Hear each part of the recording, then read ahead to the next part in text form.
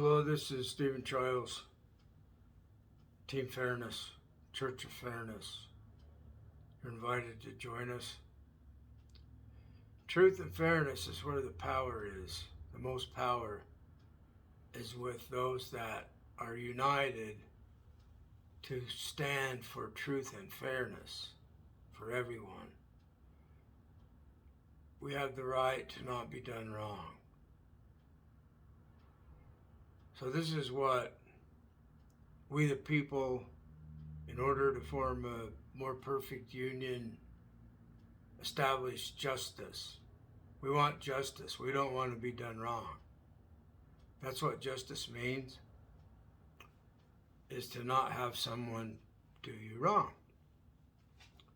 It's unjust if someone does you wrong. So, with that introduction, I want to talk about AI, artificial intelligence. I was listening to a program that's talking about police are being subjected to or benefiting from, whichever, harmed by an AI program called Trulio. And it rates them if they're doing their job in the best way. So they found that if the police don't make demands initially, and rather they explain what they're doing, why they're doing it, then the likelihood of someone being handcuffed is much less. So we can tell, we can learn things with AI that we've never been able to learn before because there's so much information to go through, just in human interactions specifically. So if AI is designed with truth and fairness in mind, and that we all have the right to not be done wrong, we can make AI programs that are very helpful. So let's imagine AI becomes something helpful, and it's programmed, it's created by the creators of AI in this way to be helpful. Right now it's being used to design weapons to kill people, to guidance systems and so forth. So people are afraid that it'll kill us all. AI will just decide to kill all of us. There's a lot of fear about AI doing that, putting us under control. It reads our mind and stuff. Mind control. So there's a lot of evil could be done with AI. We could be done wrong a lot. When you're done wrong, that was evil that happened to you. Evil is being done wrong.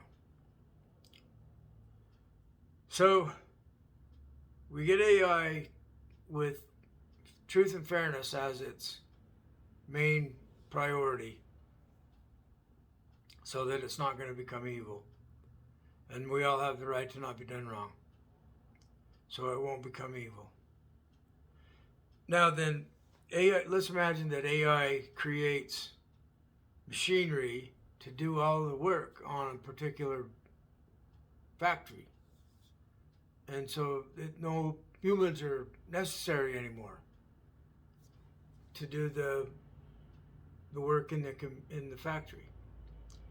People are worried that they're going to lose their jobs. And all right, so what if AI is helping us, not harming us? So it creates the machinery and the factory and the products, and we don't even need to work. all the labor, all the management jobs. Imagine that AI does everything for us somewhere in the future. So nobody even needs to work. What are we going to do if we're not working? Well, we're going to do anything we want. AI will provide vehicles that are benefiting the planet. They're fun. We have ways of transportation. Maybe it even designs a transporter room or something. Or we just have vehicles that don't need roads, airborne, flying cars, that kind of thing. And so we can do a lot of stuff that's really fun. So right now everybody's worried about the downside of AI, but the upside is incredibly wonderful potential.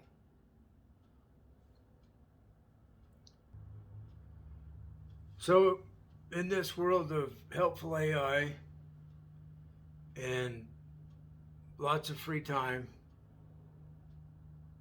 and everybody's wealthy, money is no object. We don't get yachts or large vehicles that damage the planet. That wouldn't be fair to the others.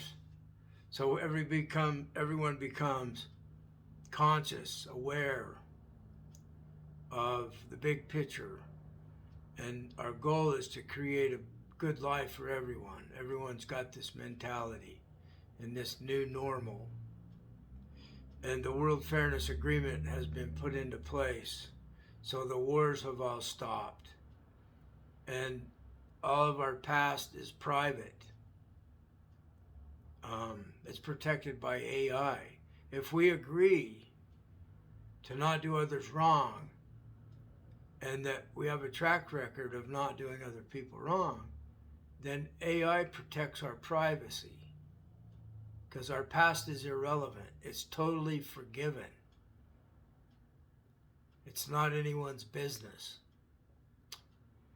So AI can be used when people are not willing to be fair, or they violate their agreement of being fair to everyone, and it's obvious that they've cheated. They've deceived people and stolen their money, or used fear tactics to control others, or whatever. Then AI is used to find out about their past because they don't have the right to privacy. So what this will bring about is a new world based on truth and fairness, and it'll free up the humans to be creative, to do what they want from their own hearts. We won't be slaves to the system. We'll just be required to stop doing others wrong. That's all. So how do we get the people to stop doing others wrong? This requires a change of heart, a new concept of what's important to them, to us. One thing that a lot of us are aware of is that we don't want people doing us wrong. So we have to agree to not do others wrong. And we have to learn about our own self, what it is that causes us to be horrible people to someone else, or to pick on someone, to try to dominate other people? Why is it that people are like this?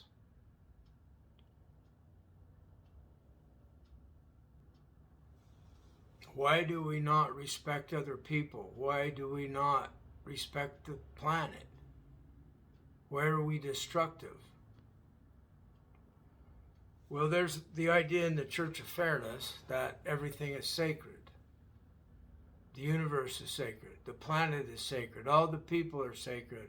Every event is sacred, both positive and negative. Everything is sacred. So our day today is sacred.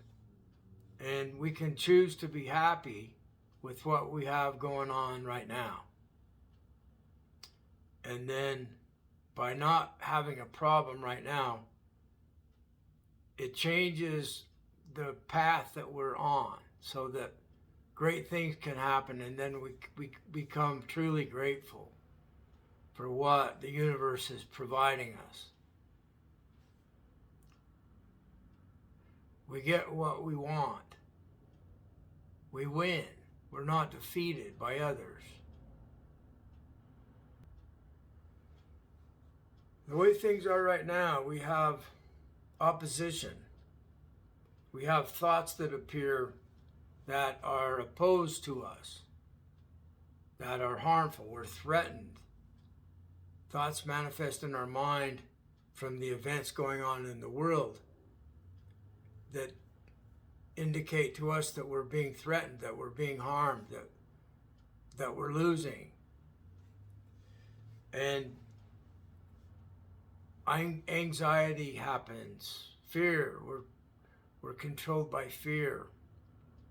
And we're manipulated by what we want so that we're not consciously aware of how we got in trouble again. So what we can do is when thoughts appear in your mind or experiences are happening, give them a space to be. Stop your thinking about that for a moment. Stop thinking about it. Stop your thoughts for a moment. Give what's going on a place to be. And then we're not that. We've give that a place to be separate from us. So at this point, our mind is free. And there's this issue we've put over there in some place.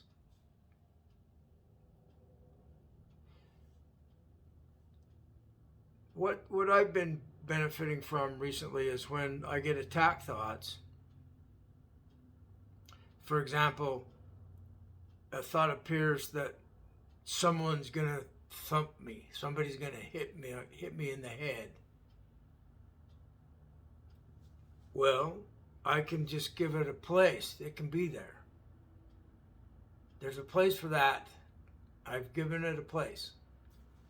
And now I can reply to that other entity that's invaded my mind, that has access to my mind.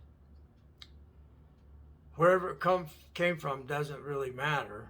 It might have came from a different mind, or it might be part of my own mind. Our minds are all connected. So anyway, I'm winning this war that's against me, and so I've declared war against the war that's against me. I'm winning by saying, hit me all you want. Hit me in the head all you want. You want to run me over? Run me over. You want to end my life? End my life. Do what you want. I'm going to.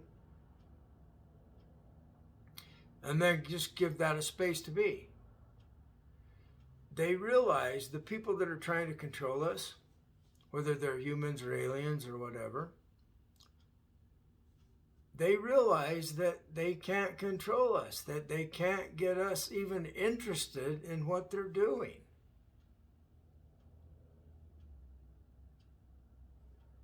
They don't have any power over us whatsoever.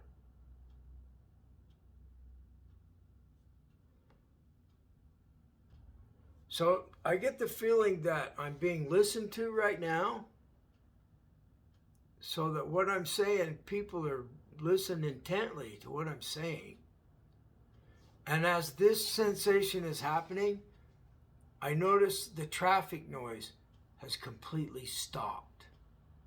You could hear a pin drop at this point. This is an example of how the universe is arranged, it's managed, it's controlled. The question is, what's going to control it? What's going to control the future? Whether it arranges a great future for us or a dreadful future.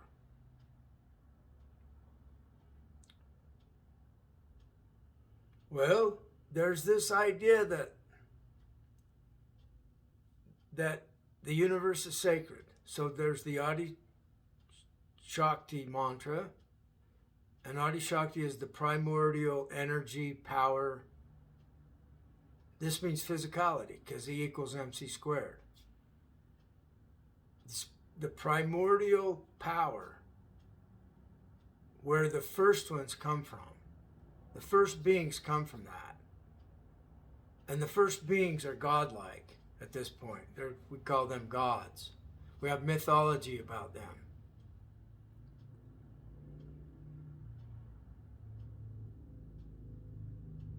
So, it's what this mantra that's Hindu, I'm a practicing Hindu. You are a Hindu when you say you are. When you start practicing Hinduism, you can say you're a Hindu. And there's an argument on whether atheists are Hindu. Basically, yes, atheists can be Hindu. I'm atheist. Because my belief, and it can be changed with evidence, I'm not attached to this belief. But it seems plausible that this power, energy, original, fundamental, primordial, was not a conscious being. Therefore, I'm atheist. Maybe it was conscious, aware, infinitely brilliant or whatever.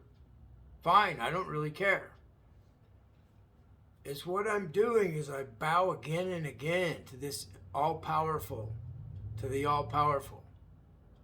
It's like realizing that my life is going to be over, that I might get diseases, I might get cancer, I might get killed in a car wreck. I might make $1 million tomorrow. I might become a hero. I might become appreciated by other people. So, and this all comes from that. All this potential reality that happens comes from the energy, power of reality. Who controls it? We're fighting for that. We're fighting this war for who controls it. And it's violent. People are dying today in this war.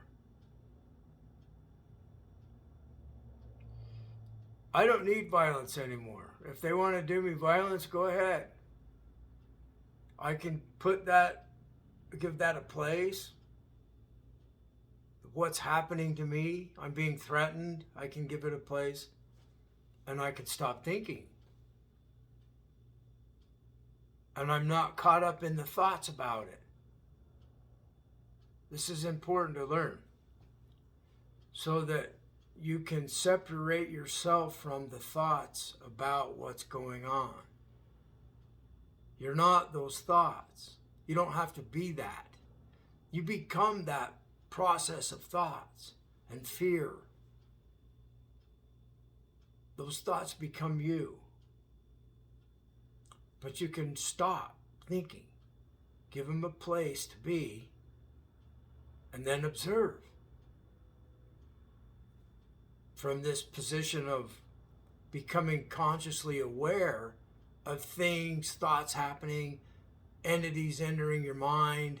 You become consciously aware of things you've never been consciously aware of before, because you've always been caught up in the thoughts. You thought the thoughts were you. You thought the thoughts had power over you. So they did. But if you think they don't, then they don't. They don't have any power over you. What could they do? Somebody kills you. Well, you don't have any problems anymore.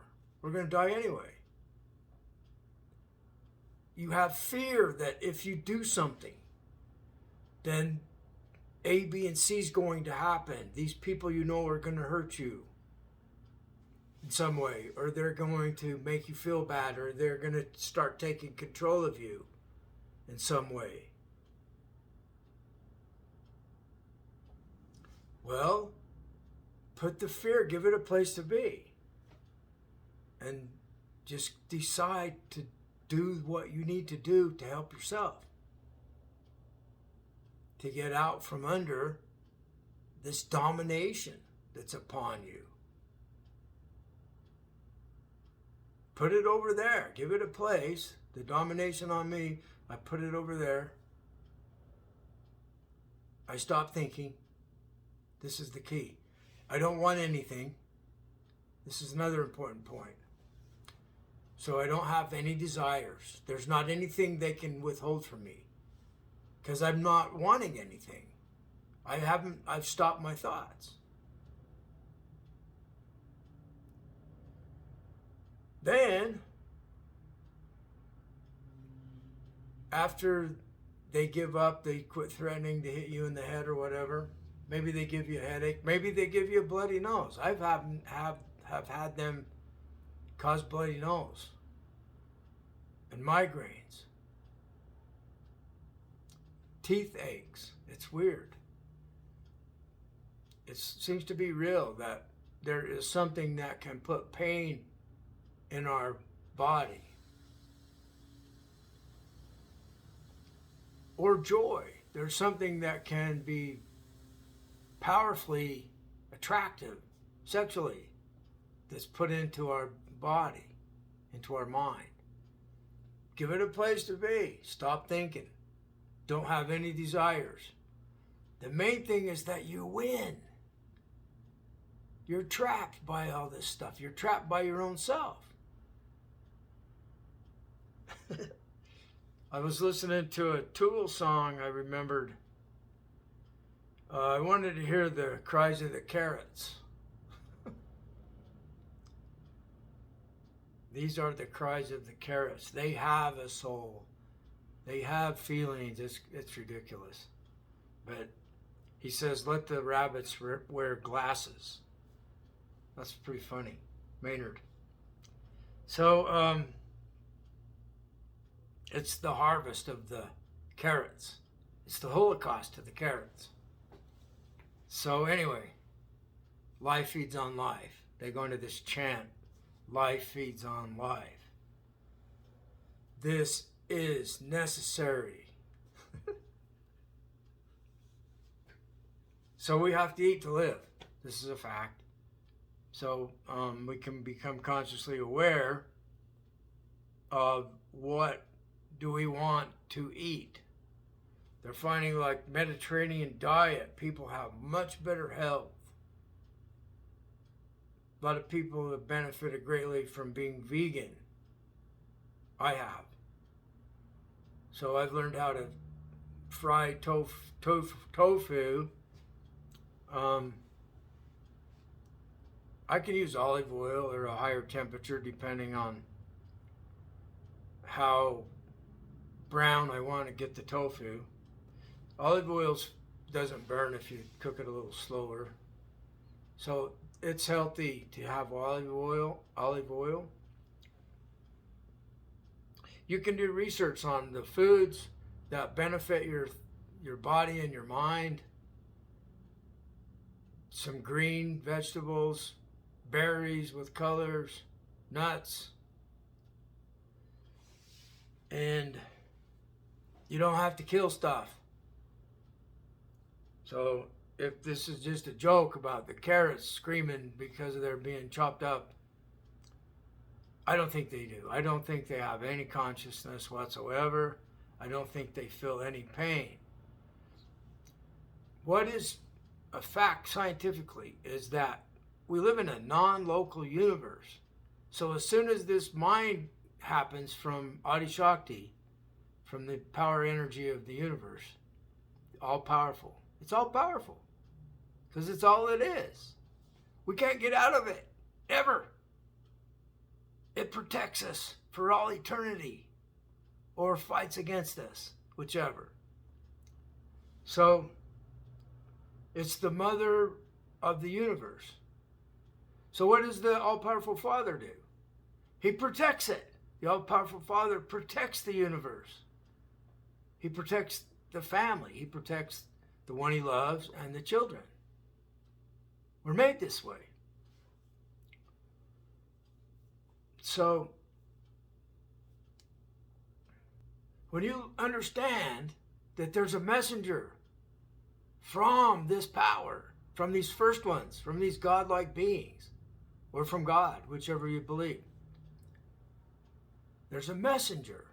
So when you bow again and again to this infinite power,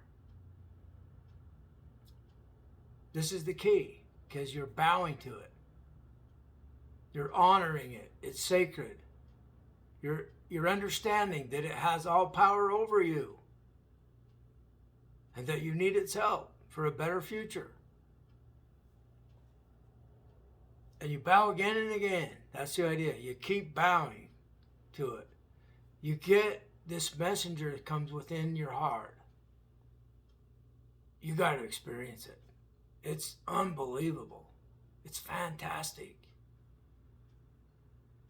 Thank you.